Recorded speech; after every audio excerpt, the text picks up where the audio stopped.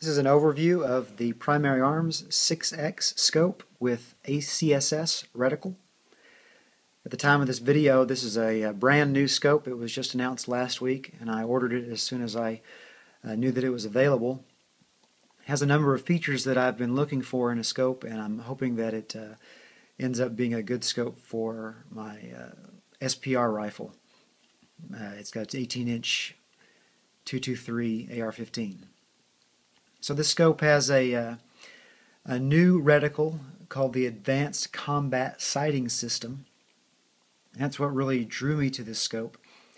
But before we talk about the reticle, let's talk about the other features of it. It has a 1-inch diameter tube.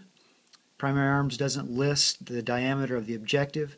I measured it to be about 32 millimeters of usable objective space. The eye lens is also nice and large. The reticle is illuminated. There are 7 spots of different illumination, different settings for the illumination. I found that there's not a whole lot of difference in those 7 illumination settings from 1 to 7. In bright daylight, I really don't see any illumination at all. But if there's not bright daylight, the 7 levels definitely fairly usable and fairly bright. But I don't find that to be a big deal. In bright daylight, you can easily see the reticle, the horseshoe ring, and so I think that the only real reason I'd want to use the illumination would be at dusk or when the sun's not quite up all the way up yet. So I'm satisfied with the illumination as it is. The turrets are adjustable in 1/4 MOA clicks. They're okay. You can hear them. They're audible. You can feel them. They're not super great. I'm kind of spoiled with my Vortex Viper PST that has great turrets. Again, this is not a $1,000 scope either, so for what it is, I'm very happy. One thing that is unusual in the price point of this scope is that the turrets are resettable. They don't have a zero stop, but you can reset the zero. So what you do is you take this nut, this screw out, you can take the cap off, you can just twist it to make your zero be whatever you would like it to be. I'll just do it 180 degrees turn, and then you just press it back down and put the screw back in, and you have reset your 0 point. So that's very convenient. It's not as convenient as a shim stop system, but you know, again, for the price point, it's nice to have that feature. Let's see, the field of view at 100 yards is advertised to be 17.5 feet. I have yet to verify that. This is not really a review as much as an overview. As I have it over time, I will have a better idea of what my opinion of the quality of the scope is. But so I haven't measured that it's actually 1/4 MOA per click, which is sometimes not true on Chinese-made scopes. The field of view is advertised as 17.5. Again, I haven't measured that, but 17.5, if it's true, is very decent. When you look at Trijicon's 6X scope, it's 17 feet at 100 yards, and so that's a pretty decent spec there. They are very specific on their eye relief of 3.27 inches, not 3.28 inches, 3.27 inches.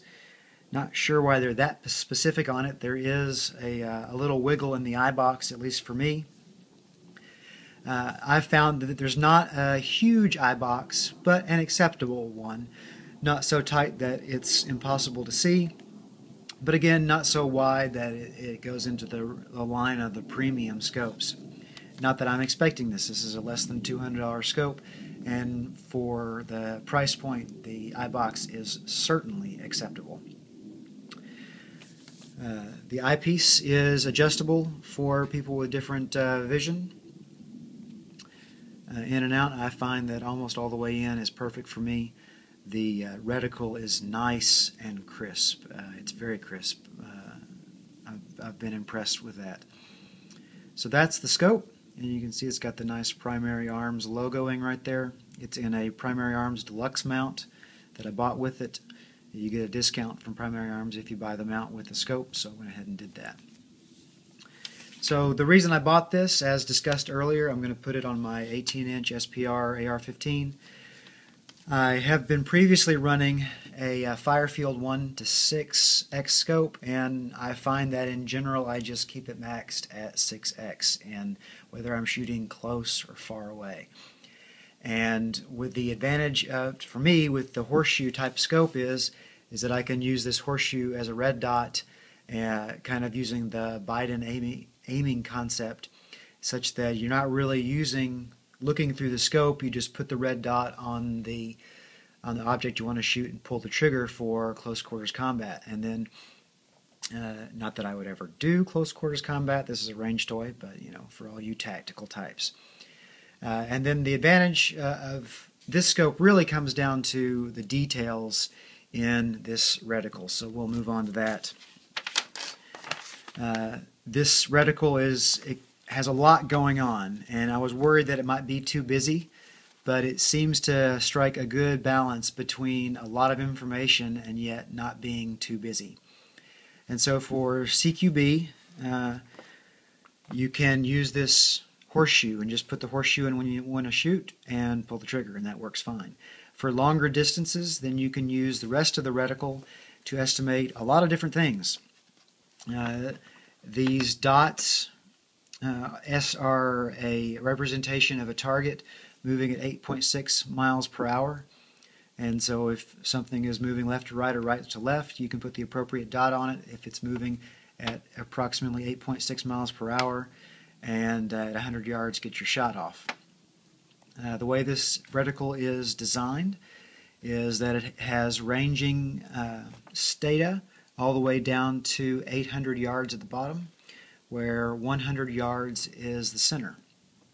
And we will turn that over to this top section where it shows that area,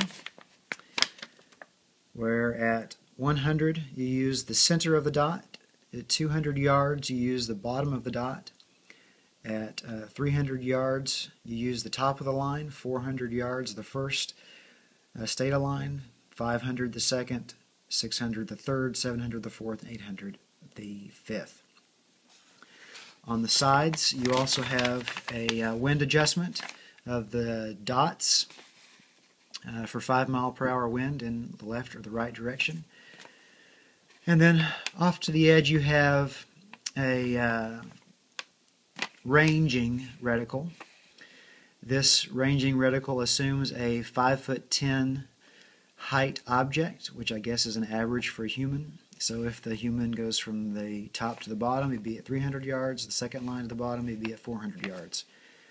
And in addition, these lines also are ranging, where it assumes an 18-inch width. So if your target is 18 inches wide and say it's matching the width of that line, you would know that the target is at 500 yards. And you can use the inside of this horseshoe for 300 yards, that first line for 400 yards. So there's a lot of stuff going on with this reticle, but it's not super busy, and I really like that. So it gives you the opportunity to take very quick shots at close range, but at the same time take very accurate shots at long range. And I heard a complaint initially that these lines were too fine and they couldn't be seen at longer ranges. I didn't find that. And so the reticle seems to me to be very, very usable, and because of that I'm very happy with it. I'll show you the scope that I was using previous to this scope, which is the Firefield 1:6, and this is actually a very good scope quality-wise. I'm happy with the lens and the optics and the illumination and all that kind of stuff, but it's a first focal plane scope, and at 1x the reticle is very narrow, and at 6x the reticle is very thick, and I just didn't like that. And so I think that the Primary Arms 6x scope, because the reticle never change sizes, because there's no adjustment for the magnification, it's just right. And this reticle is tuned for just about any normal 14.5 to 20-inch barrel length out of any normal military 5.56 ammo will work for the bullet drop compensation, and that really appealed to me a lot. And so now I want to roll in some pictures of the reticle that I took through different scopes at 6x. I went through my Vortex Viper PST at 6x, which is not really a fair comparison. It's a very large diameter 50 millimeter reticle, but yet just to give you an idea of the different things that you can expect to see. So we'll roll in those now. So I just said that the reticle of my Vortex Viper was 50 millimeters. Of course, that's ridiculous. It's the objective of my Vortex Viper that's 50 millimeters in diameter, which that's a significant change from the scope you're looking through now. This is the view of the primary arms scope at 6x. You can see that the image is very clear. We're looking at my neighbor's house, which is about 250 yards away. There's no significant glare despite the sun being right off in the upper left-hand corner there at about the same angle that my scope is looking up. The reticle here is at level 7, the maximum brightness, and as you can see in the middle of the day, you really can't tell that the reticle is on. You may be able to tell a hint of red, but in general it doesn't look like anything's happening there. Is that a big deal? No, I really don't think it is. This is not a EOTech, this is not an aim point. This is a scope. I'm able to see the horseshoe reticle. I'm able to use the horseshoe reticle, and at dusk or at dawn, where it may be maybe a little difficult to see it, the red illumination would come in just fine. So I'm happy with the illumination. The image is very sharp. I don't see any significant chromatic aberrations, and so overall I'm happy with the glass. My opinion is that you don't need to spend megabucks on a low power scope. Spend a lot of money on high power, high magnification, long range scopes, but for scopes that max out at 6 power, you really don't need the attention to superfine figure on the lenses. So I think in this case, the lenses and the general glass, the transmission, the size of the objective is perfectly acceptable for a 6x scope. So here you can see the Vortex Viper set to its lowest power at 6x. A lot of things you need to keep in mind with this view. Number one is you're looking through a 50 millimeter objective. With a larger objective comes a higher theoretical resolution. So this is not a fair comparison just on size, let alone glass quality. To that end, you may be able to tell the difference is not that great. To my eye, I can tell a bit of a resolution increase, which is absolutely to be expected given the price and the size difference. However, the image is not that much different. Could I make a more accurate shot with this difference in resolution? I really don't think I could. Is the difference nice? Certainly. Will it help my shooting? I'm not so sure. And now we'll swap over to another view through the Firefield 1 to 6x first focal plane scope. This scope is about the same price as the Primary Arms 6x fixed. And this is not a bad scope, but it's not as good as, at 6x, the Primary Arms scope. It has a narrower field of view. As you can see, the reticle is very thick. It covers up 1 to 2 MOA approximately, so taking very accurate shots at 6x is more difficult with this reticle. You can't do any real wind or height estimation.